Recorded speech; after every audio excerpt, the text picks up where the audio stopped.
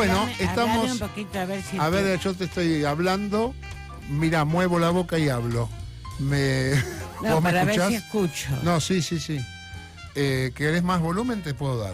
Un poquitito de tu voz. A ver, de acá... No sé cuál es. A ver ahí, hola. ¿Estás Ahí está, mejor? ahí ¿Sí? está perfecto. ¿Está perfecto? Sí. Bueno, escucharon la voz de Liliana Herrero, que es inconfundible. La conocemos de hace muchos años. Muchos años que los conocemos. Muchos años. Muchísimos años. Lindos, Bueno, el otro día años. El otro día descubrí que no eras la novia de tu primo Juan José Manauta, que era solo la prima. Lo contamos acá en la radio, me criticaron mucho, que hice un papelón. Yo me reía sola después cuando me acordaba de la anécdota. Vos me preguntaste si era prima de un tal Amauta. No, novia. Amauta. Yo te dije, Novia de novia Amauta. de Amauta. Yo he tenido muchos novios, pero Amauta, ninguno. Y después te acordaste del verdadero apellido. Sí, mi compañera, que es escritora, dice, no, Manauta. Es Manauta, claro. Sí. Pero Manauta era primo hermano mío. Bueno. Uno ha cometido muchas equivocaciones en la vida, pero hasta ahí no llegué yo. No, pero a mí me impresionó. Yo tengo mucha memoria de caras. Ajá. Y cuando... Después de mucho, porque esto debe haber sido, Liliana, cuando yo te vi con Manauta, debe haber sido el año 82, no sé, 83, sí, ponele. Sí. Y muchos años después, cuando te conocí, te vi en la tele, sí. Es que yo la conozco ¿de dónde? De novia de Amauta, era la novia de Amauta, pero increíble porque te vi un rato, una noche, habían pasado 15 años y me quedó tu cara. Mirá qué cosa. Pero además te equivocaste de apellido. Y un apellido interesante, porque Amauta es una voz indígena. Amauta. Después lo descubrí, o así. El Amauta es como un sabio, ¿no? O como un consejero, como un brujo, como un sanador. Sí, como un sanador, como un descifrador de la tierra, digamos, así, ¿no? Vos Amauta. Qué lindo conseguir una Amauta que nos dé una mano ahora, ¿no? Sí, Chupanqui hablaba de eso mucho. ¿Sí? Sí, hablaba mucho de eso y justamente decía que había que... El sabio es el que se esfuerza por descifrar la esencia de la tierra, digamos, ¿no? Y que bueno... y ese sabio es un hombre de pocas palabras y muchos silencios. Esa era la teoría, una de las tantas teorías de Atahualpa Yupanqui. Qué complicado, ¿no? Los silencios. Complicado, sí. Yo no quisiera estar en ese papel porque después te convertís en un tirano, ¿viste? El único que sabés sos vos. No va. Hay una cuestión en esta época, más que en otras épocas, de lo que se sabe y lo que no se sabe, ¿no? La fenomenología no sé cómo se dice, la cognición está puesta en duda, ¿no? No sabemos, la realidad está puesta en duda, o por lo menos hay dos realidades, ya ni siquiera hay una realidad puesta en duda. Sí, yo diría que hay varias realidades, y está todo muy mezclado, y muy inesperado también. O sea, hay cosas que no supusimos. ¿Vos recordás alguna campaña de un presidente con una motosierra? No. Yo no, yo tengo 76 años y realmente no recuerdo nunca una campaña de esa índole. Sí. Bueno, ya la motosierra, la presencia de una motosierra o de esos ojos desorbitados, digamos, esos gritos, esa exaltación constante, digamos, ya no anunciaban nada bueno, ¿no? Nada bueno. Pero sin embargo a la gente le gustó y lo votó. Entonces, las realidades están muy complejas, muy mezcladas, muy inesperadas, digamos. Para mí fue inesperado, sí. ¿no?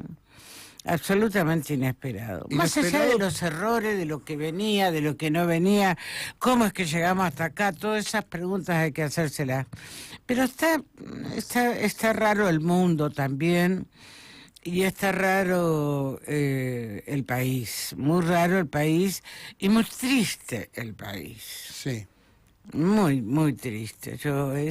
Esa escena de los apóstoles, como la del asado, Sí. a mí me parece vergonzoso, más allá de que hayan pagado o no hayan pagado, no tiene importancia No, eso. Está premiando a aquellos que están de acuerdo con él y los considera héroes, ¿no? Bueno, tiene esos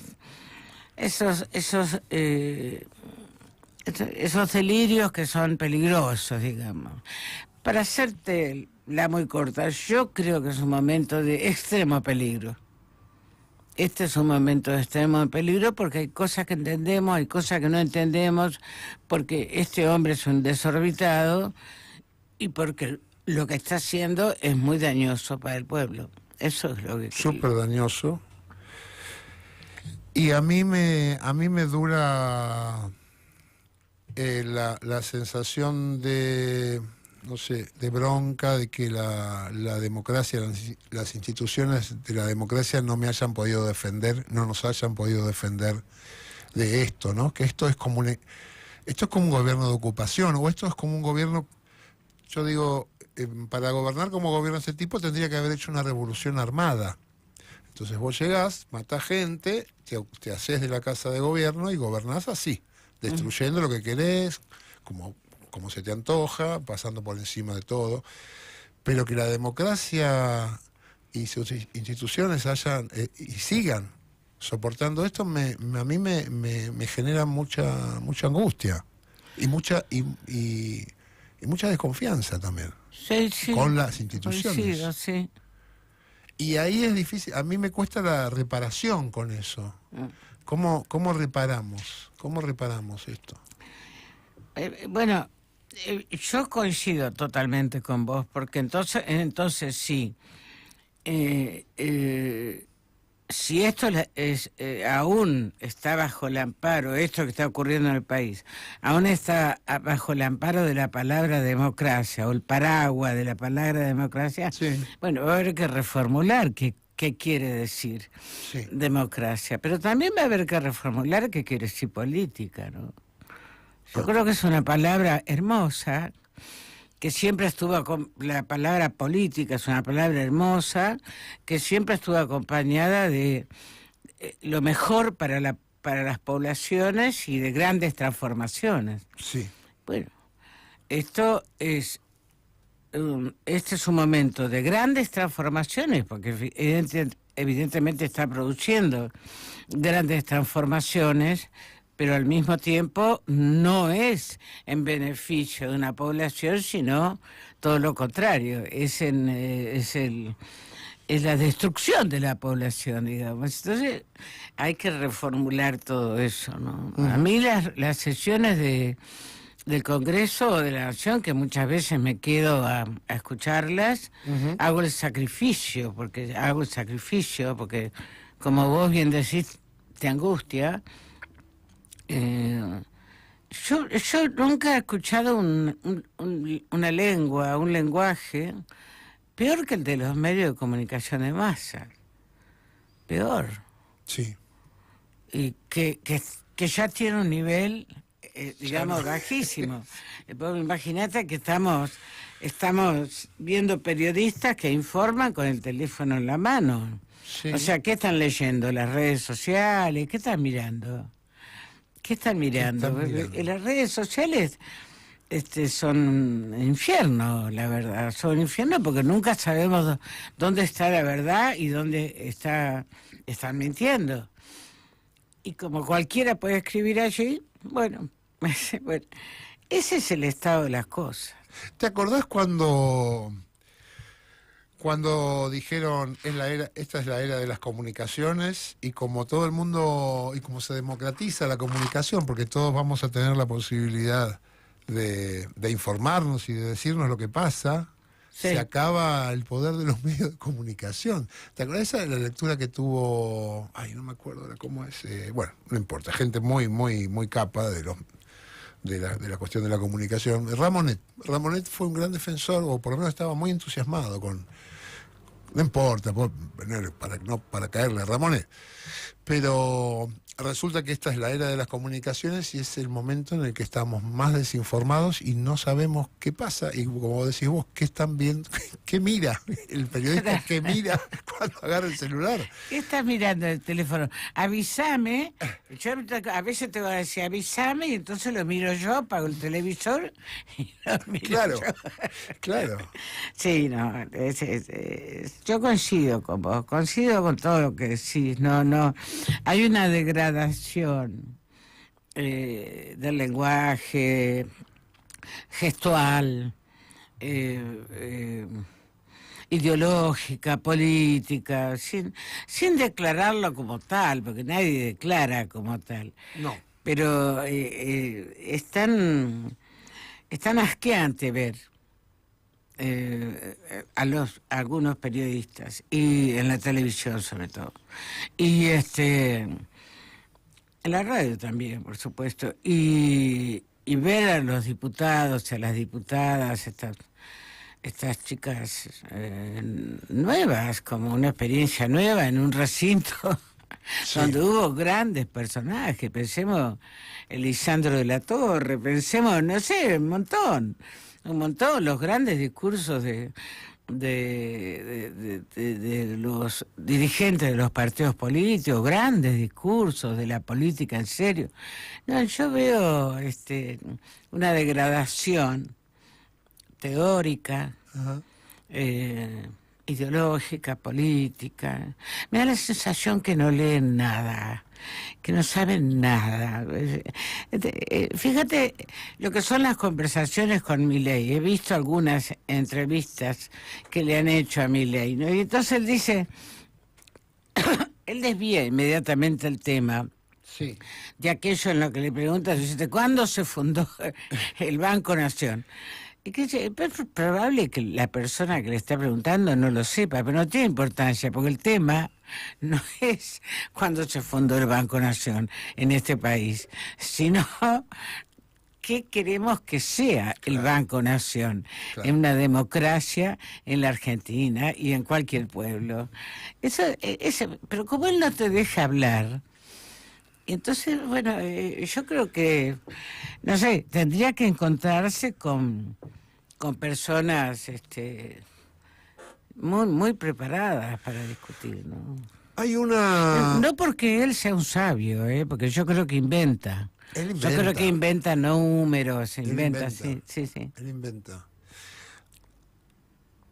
Hubo en los años del kirchnerismo, hubo como una ampliación de lo que debíamos, lo que era respetable, ¿no? Entonces digo con esto con la inclusión, la idea de la inclusión. Sí. Y en la inclusión yo creo que también se filtró el individualismo y esta idea de que, bueno, vos decís que la Tierra es redonda, pero yo no lo comparto, así que respetame.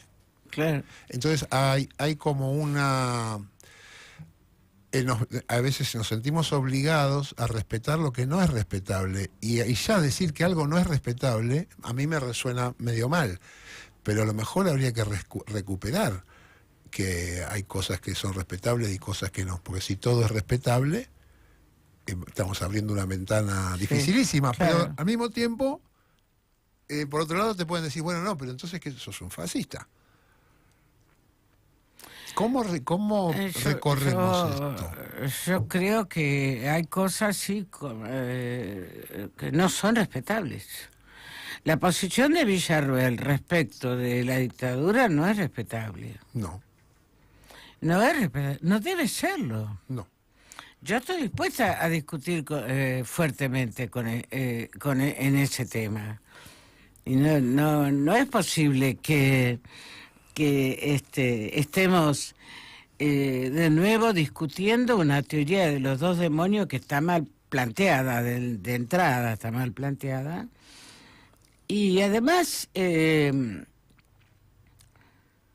Bueno, hay cosas que pienso que no sé si conviene decirlas, pero...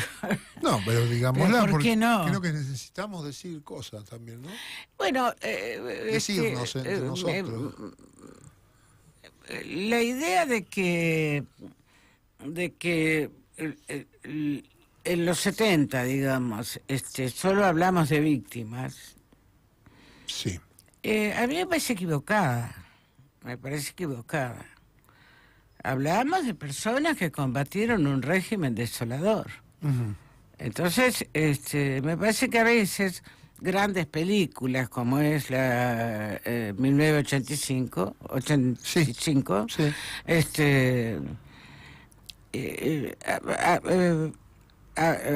agudiza esa idea de la víctima, digamos. Eve de Bonafini no aceptaba ese Me acordé. concepto de Sí. víctima, digamos. Pero no solo Eve. Me acuerdo un artículo extraordinario de Toto Smukler, un intelectual cordobés maravilloso que escribió hace muchos años, ya murió, uno de sus hijos desaparecido, y hizo un artículo muy interesante sobre esta idea de que no hubiera aceptado que fuera a declarar, digamos, en el juicio de las juntas como víctima. Víctimas fuimos, porque Ajá. fuimos torturados, fuimos detenidos, fuimos robados, se robaron niños, se robaron bienes, etcétera, etcétera. Fue el mal profundo, el 76. Pero también fuimos militantes por una causa justa de desolación que llevaba adelante la dictadura militar. Eso también hay que tenerlo presente, digamos, ¿no? Y ella no, ella está queriendo regresar, ella, me refiero a Villarroel, Sí, claro. a una teoría de que era una lucha entre monstruos, digamos, ese sería... Y bueno, me parece que hay una equivocación. Se ha discutido bastante sobre esto, como para volver a esto, como si esa discusión no hubiera existido en el país. Me estaba pensando, mientras hablabas, estamos conversando con Liliana Herrero, que para quien se enganchó recién, esto de cuando agarrás de vuelta la historia, Sí. y me acordé porque estoy muy impactado, porque yo doy clases y tengo chicos jóvenes, y me acordé de la fórmula del fin de la historia, ¿te acordás de los 90? Los 90. Que fue una propuesta, Sí, Fukuyama, qué sé yo. Sí.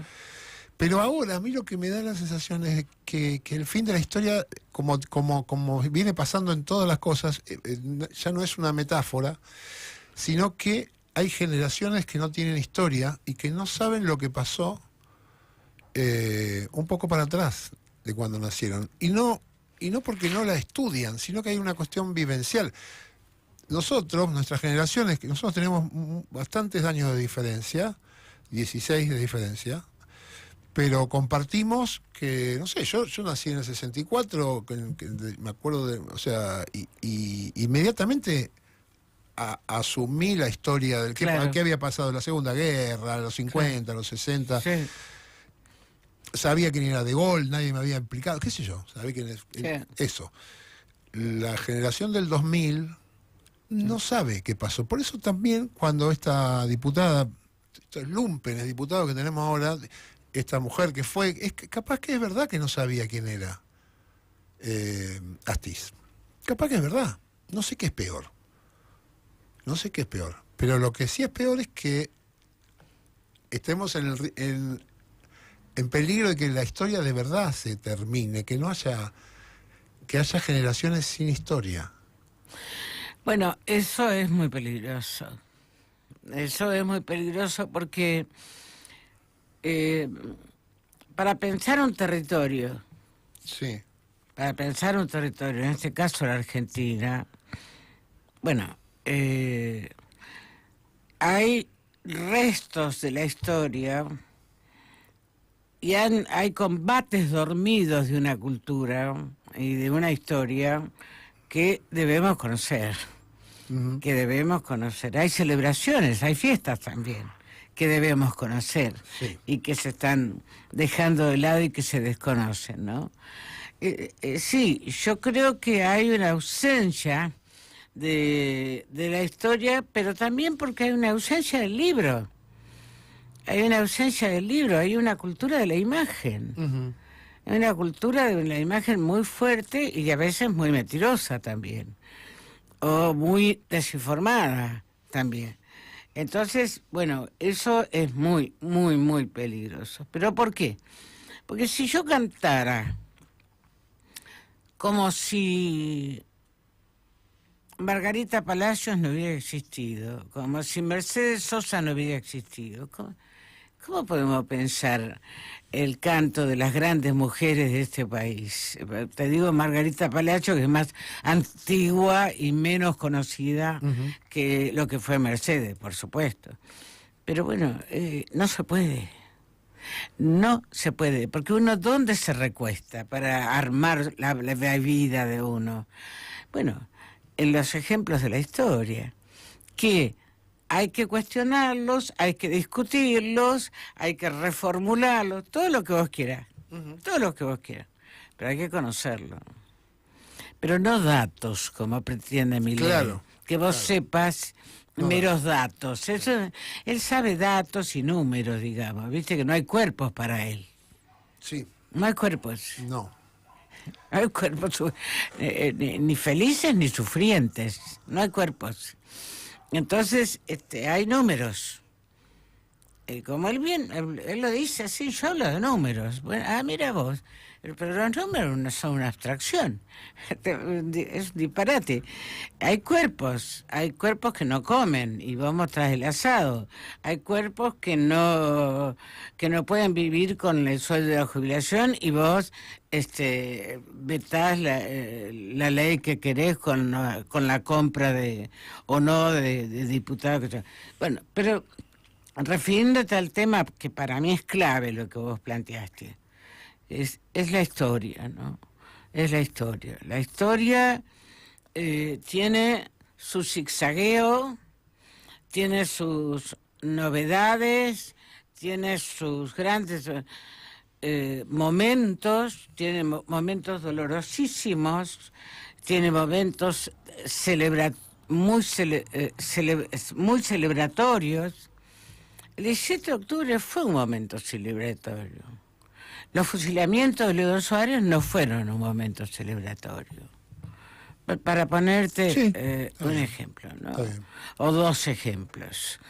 Bueno, no, fueron de muerte, fueron de persecución, fueron de muchas cosas. Seas peronista o no seas peronista, no tiene importancia eso. Son hechos que sucedieron en la historia, pero no son simples hechos, sino ¿qué ocurrió con esos pilotos? ¿Cuál era la conciencia de esos pilotos que bombardearon la Plaza de Mayo, matando a miles de personas, niños, mujeres, hombres, lo que sea? Ujú. Bueno, esa es la historia, eso hay que hablar de estas cosas, ¿no? El otro día Cristina mencionó medio casi con vergüenza, porque cuando yo lo he pensado también te da, porque parece una simplificación, pero Cristina dijo, a veces uno piensa que esto no pasaría si la gente supiera historia. Si la gente supiera cuáles son los gobiernos que han favorecido al país, si la gente supiera por qué Perón hizo así, por qué Rosas pensaba así, Sí. por qué quién quiso Mitre, quién Sí. hizo Rivadavia. ¿Pero qué dijiste antes, casi con vergüenza? No Claro, entendí. Cristina lo menciona, porque dijo, yo creo que esto, si hubiera una buena educación, si tuviéramos una mejor educación, esto no pasaría que la gente termine creyendo en teorías descabelladas. Tal vez. No lo Es sé. probable. Tal creo vez, pero también hay me parece, yo no quiero más, gracias. Pero también hay una señal que tenemos que, eso que vos decís es cierto, pero también hay una señal que me parece que tenemos que tener en claro, que es un rechazo a la política. acá hubo un rechazo a la política. Entonces, la política es la que tiene que volver a pensar qué es lo que ocurrió, cómo la política, en términos generales, digamos, se acercó a la población, cómo la cuidó, cómo la protegió, cómo la humilló. Es decir, eso es lo que tenemos que saber, digamos. Entonces, esa discusión hay que darla. Esa es la tarea, para mí, fuertísima de la oposición, que la oposición debe dar en el corazón de nuestro pueblo. Eso es lo que yo creo. ¿Cómo ves al...? ¿Cómo ves? Eso parece una pregunta, no me gusta así. ¿Te olvidas ¿Sos las peronista? cosas? Porque yo me olvido todo el tiempo. Hoy no, pero muchas veces me olvido, pero hoy no me estoy olvidando. Solo que quiero ver cómo te la pregunto mejor. Sos del 48, o sea, para finales de los 50 ya tenías conciencia de lo que pasaba en la sociedad, más o menos. Más o menos, sí, porque en mi casa era muy politizada también. Mi padre era un hombre adherente al desarrollismo. Ajá. A Frondizi particularmente, venía del radicalismo, cuando el radicalismo se divide en la Unión, entre Balbín y no me acuerdo. Bueno, mi padre finalmente termina adhiriendo al desarrollismo, sí. Después quedó ya viejo, decepcionado de la política. Ajá. Ya en Entre Ríos te estoy hablando, claro. Donde yo nací, ¿no? Pero bueno, a los 20, vos tenías 20 años en el 68, mirá. Qué buen año para tener 20 años. Esos años fueron claves para mí. Claves para mí porque yo ya había terminado el secundario en Villaguay, en mi pueblo, Entre Ríos. Había hecho la primaria, había hecho la secundaria. Y ahí yo me fui primero un año a Paraná a estudiar.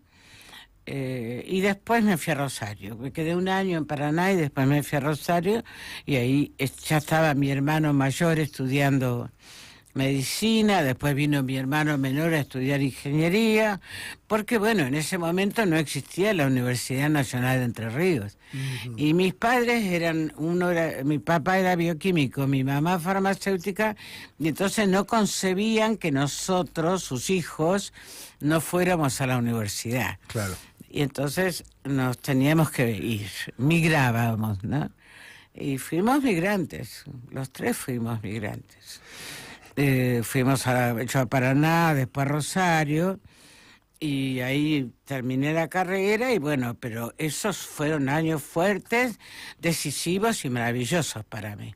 No solo en el descubrimiento de la política, en el redescubrimiento, porque en realidad en mi casa se discutía mucho de política, uh-huh. Sino en relación al arte también. Claro. La política y el arte. Esas fueron mis grandes universos en los que persisto. Uh-huh. Te llevaba por ahí para hablar de un tema otra gran angustia que tengo, y la quiero hablar con alguien que vio los quilombos del peronismo de esa época. Porque a mí ahora me digo, pucha, nos tenemos que estar peleando así, que es como estamos tan desorganizados, como tanta interna. Pero bueno, no es nuevo. Y hay muchos que dicen, no, quede tranquilo, los peronistas nos peleamos todo el tiempo y después nos ordenamos. Pero bueno, en un momento de tanto peligro, como vos creo que de las primeras frases que dijiste, estamos en un momento de muchísimo peligro. Sí.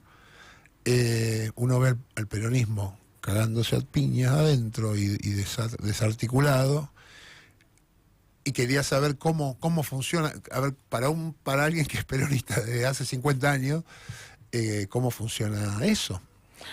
Las peleas del peronismo, que han sido históricas, en este momento me parecen miserables. Directamente me parecen miserables. Y en el kirchnerismo también. Uh-huh. No es momento de la disputa interna. No es momento. Siempre la hubo. En el peronismo siempre la hubo, pero no es el momento.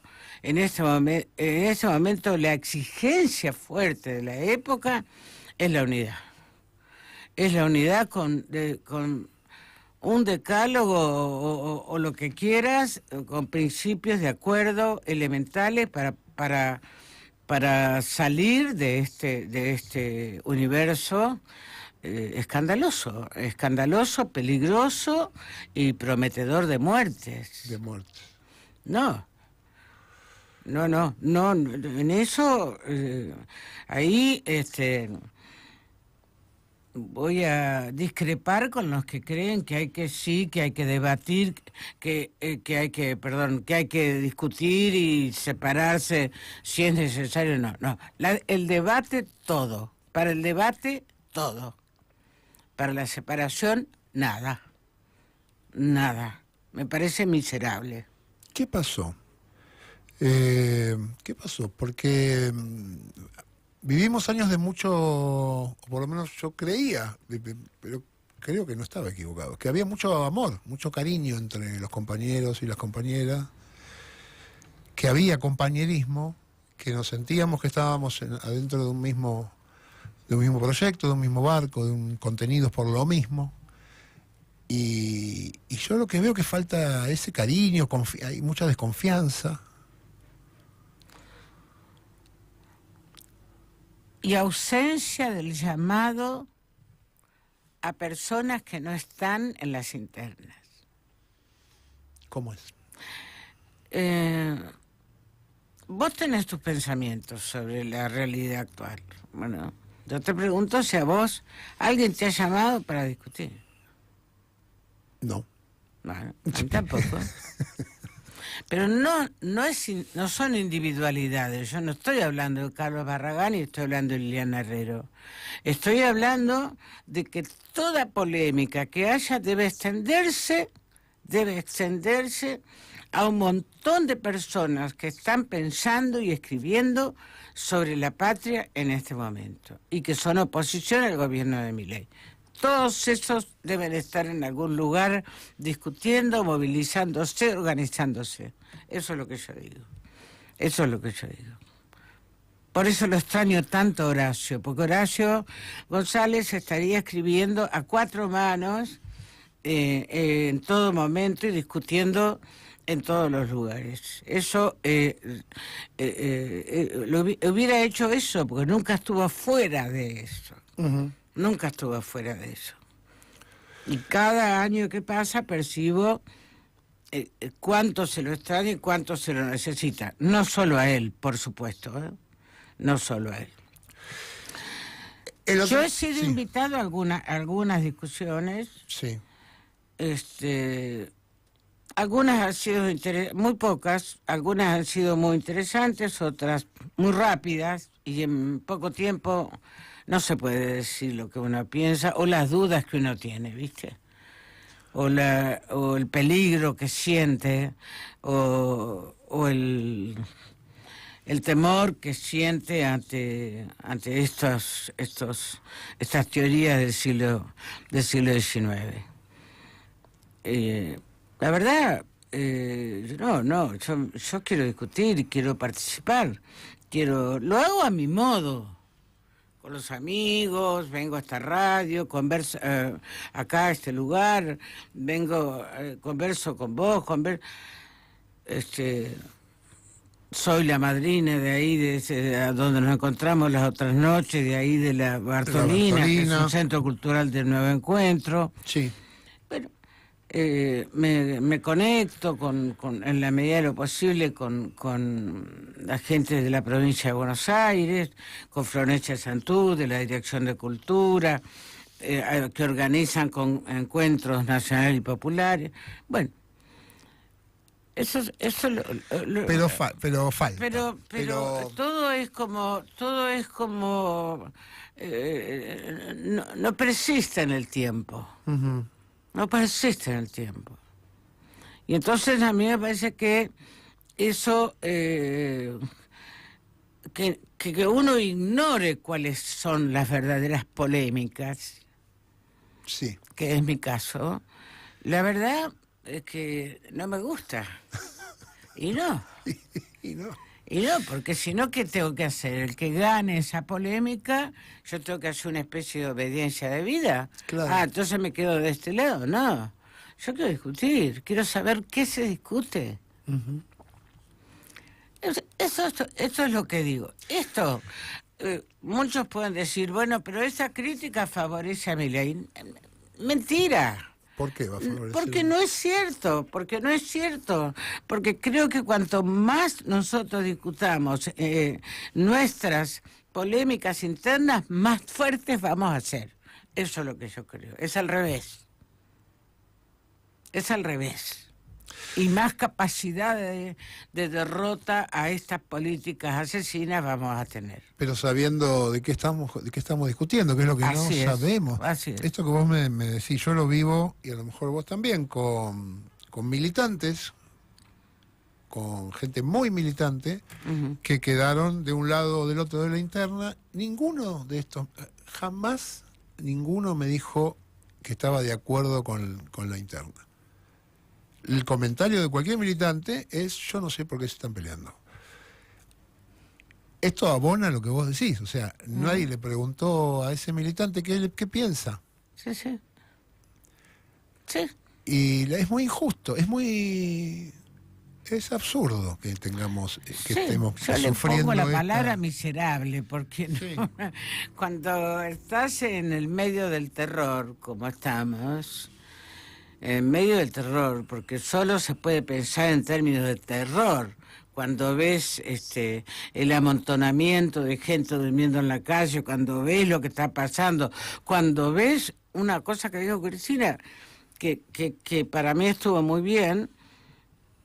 No todo lo que dice Cristina a mí me convence, pero de todas maneras, o me gusta.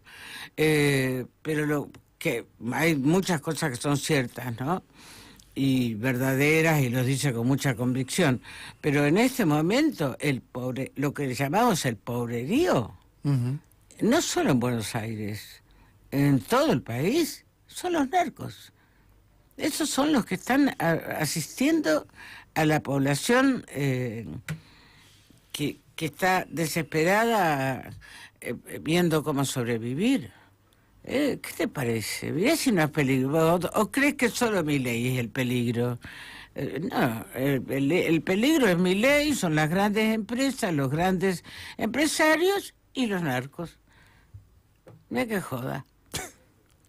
Eso es problemático. Estamos charlando con Liliana Herrero. Yo he hablado un montonazo, demasiado. Me parece muy bien. Claro. ¿Cómo te imaginás lo popular?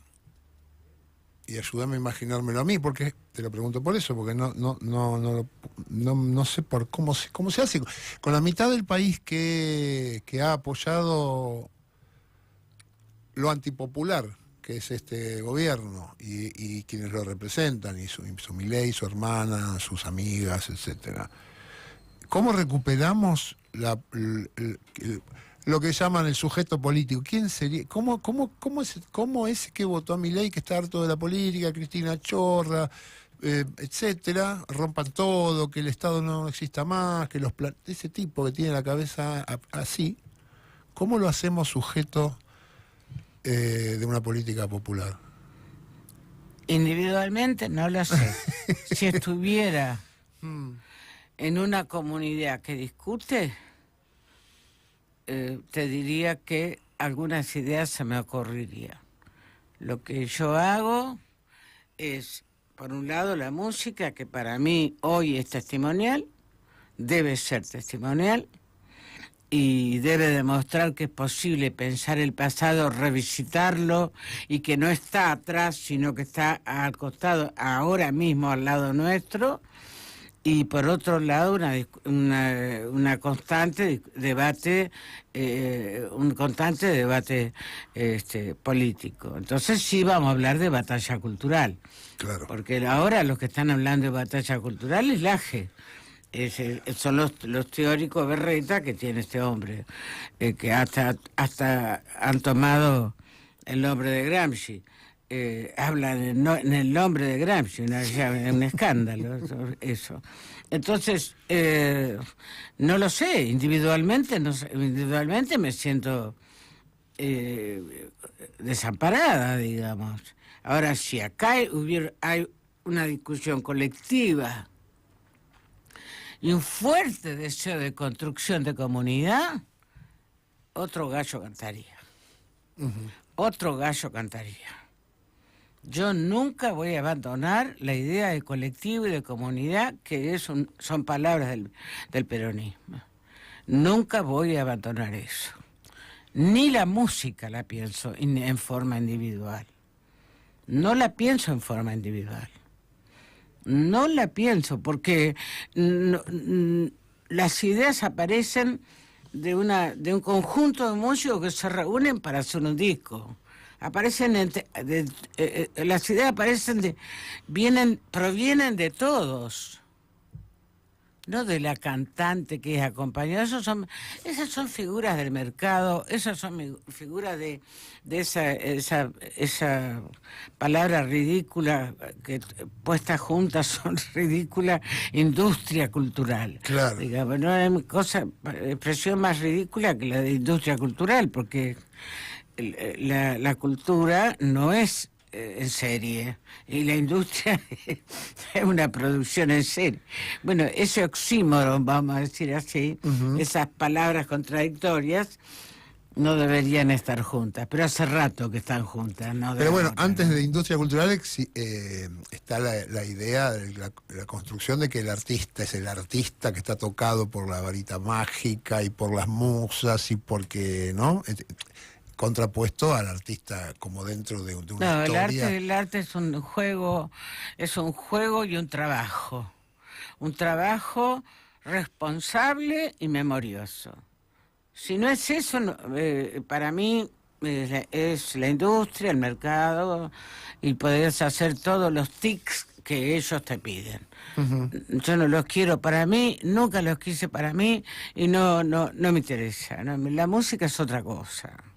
Ahora, con todo esto, yo me reconcilié mucho en cuando llega la oscuridad cuando llega el invierno de Milei, la comunidad de artistas argentinos y argentinas, los músicos y las músicas, que uno no sabían en qué andaban, confluyen bueno, aparece esto de que, quiera que no, y donde uno no pensaba, yo que como soy un jovato, pienso que los chicos que hacen trap y qué sé yo, están haciendo cualquier gansada, algunos sí, y otros no. Y otros entienden lo que pasa y están junto con vos, pueden compartir con Liliana Herrero los pibes que están haciendo trap. Sí, ¿se entiende claro, lo que digo? Y ahí es como que también volví a pensar qué pasa con los artistas, digamos, que no haya difícil ser artista y ser de Milei, digamos. No. Ahí digamos que no hay de dónde agarrarse. Claro. No hay de dónde agarrarse, porque yo cuando uno cantar es pensar. Cantar es pensar. ¿Y qué es lo que se piensa? Bueno, un territorio y una historia de ese territorio. Eso que te decía antes, combates, celebraciones, fiestas, muertes, duelos, alegrías, figuras que aparecieron y que nos dieron felicidad. Eso es un territorio. Horacio tiene una frase hermosa para distinguir la cultura del arte, ¿no? Una cosa es el arte, que es una tarea muy específica, ardua, te lleva tu tiempo, y la otra cosa es la cultura. Cuando hablamos de la cultura, Horacio hizo una frase hermosa, decía: la cultura es la estructura secreta de todo lo que hace un pueblo. Sea la vestimenta, sea la comida, sea el habla. Es buenísimo. Eso es la cultura. La estructura secreta. La estructura secreta, que de lo que hacemos. lo que no se declara porque se lleva en sí mismo. Ajá. digamos. Lo tácito. No, claro, yo podría venir acá y decirte 4 o 5 palabras en guaraní y las podría decir. ¿Por qué? Pero yo soy una entrerriana, esos son mocovíes, esos son guaraníticos, en fin, es así, o vendría un santiagueño y te hablaría en quechua, en fin, son o en amauta, son esa es una estructura secreta, nadie declara eso. Eso está con nosotros. Eso está con nosotros, ¿viste? Y el arte sí ya requiere una especificidad y supone es un juego hermoso, memorioso. Pero debe ser territorial. Si no entremos en lo que se llama la world music, que es extraordinaria ese concepto, la música del mundo. Claro que hay música del mundo, pero fronteras hay. Es como los colores de Benetton, ¿te acordás? Los colores de Benetton, ¿te acordás de Benetton? Que tenía la ropa y que hacía las campañas con un chico chinito, un negrito, un rubiecito. Claro. Y entonces quedamos bien con todo el mundo. Entonces quedamos bien con todo el mundo y era... Fronteras hay, y esas fronteras lo que exigen no es la separación de un pueblo con otro, sino que es la necesidad, el llamado al diálogo y a la conversación. Eso es maravilloso. Tenemos que llamarnos al diálogo, ¿eh? A mí me parece que sí. Urgentemente. A mí me parece que sí, pero si vos vas a Misiones, arriba, ajá, en Misiones, a partir de la mitad de Misiones para arriba, incluso donde termina la provincia abajo también, hay una mezcla de lenguas extraordinaria. Se habla español, castellano, castellano, español, mira vos. Se habla tupí guaraní, se habla, bueno, todo eso está mezclado, una especie de portuñol, digamos, también. Se bailan músicas, ritmos que son preciosos, como Gualambao, como... Bueno, muchos ritmos. Todo eso tiene este país. Entonces, ¿qué vamos a hacer? ¿Qué vamos a hacer? Hasta acá llega Misiones, Argentina, y después empieza Brasil. Sí, pero tenemos ese diálogo que atraviesa toda la cultura. Ese es lo más maravilloso que tenemos. Lo podríamos hacer dentro del peronismo también. ¿Perdón? Lo podríamos hacer dentro del peronismo también. Eso sería fantástico. Sí, con sus límites. Eso sí. Con sus límites sería fantástico. Conversados. Sí. Sí, hay que pensar en la historia del peronismo y hay que pensar en Perón también. Hay que volver a pensar en Perón, a Perón. A mí no me atemoriza eso. No me atemoriza eso. En fin, al contrario, es una historia más que interesante. Y es una historia muy poderosa en la Argentina. Aunque los pibes hoy no sepan ni quién era Cook. Sí. Pero bueno, esas son las... Bueno, estamos perdiendo cosas y estamos ganando otras. Si nos juntamos, somos invencibles. Eso es lo que yo digo. Yo digo lo mismo. ¿Vas a hacer música en Córdoba? Sí. El 19 de octubre en el estudio Theater. Theater, sí. No o sé el por qué le han puesto ese nombre. O le ponemos Teatro Estudio en castellano. Estudio Teatro. Sí, Estudio Teatro. ¿Y cómo laburás para hacer un show? Bueno, yo ensayo todas las semanas. Y al mismo tiempo voy pensando un nuevo disco, por ejemplo. Pues yo el último disco que hice, en realidad fueron 2. Uno fue en el 19, que hice Canción sobre Canción, que es un disco con 10 temas de Fito, que yo los revisité. Sí. Yo creo que con la historia hay que hacer eso, hay que revisitarla. y resignificarla. Y después hicimos con Teresa Parodi y con Juan Falú, Horacio en ese momento y yo, un disco que se me ocurrió a mí que podíamos fijar los mojones, digamos. Los mojones son esas especies de pirámides o piedras chiquitas que hay en el camino que te dice estás en el kilómetro 11. Tal cual. Para recordar el chamamé. Y le pusimos signos y memorias de la patria. Ese es el último disco que lo hicimos en vivo en el CCK. Ya Horacio ya no lo pudo escuchar, pero él hizo todos los prólogos de cada canción. Entonces ahí están las Malvinas, están las madres, están los desaparecidos, están, bueno, los acontecimientos que a nosotros nos parecieron fundamentales, pero que no son los únicos. Claro, pero los que les parecieron significativos, digamos. Sí, Mojones se llamó. Entonces ahora estoy trabajando, maqueteando, como se dice en la jerga de los músicos, una computadora que tiene una placa de sonido. Ajá. Vamos grabando, vamos buscando una estructura, después buscaremos una sala de grabación y ahí invitar músicos. Estoy pensando en la idea, puede ser que se cambie el título ese, pero estoy pensando en la idea de periferias, en plural, ¿no? Porque hay muchas periferias. No es solo el que vive afuera de la capital, vamos a decirte así. Sí. Hay periferias de género, hay periferias en la pobreza, hay periferias en la política, entonces En la salud mental. En la salud mental, en tanta cosa. Entonces eso quería pensar, hay que ver cómo lo armo. Pero ¿y ahí qué canciones vas a agarrar? ¿Vas a componer? Sí, tengo pensadas algunas.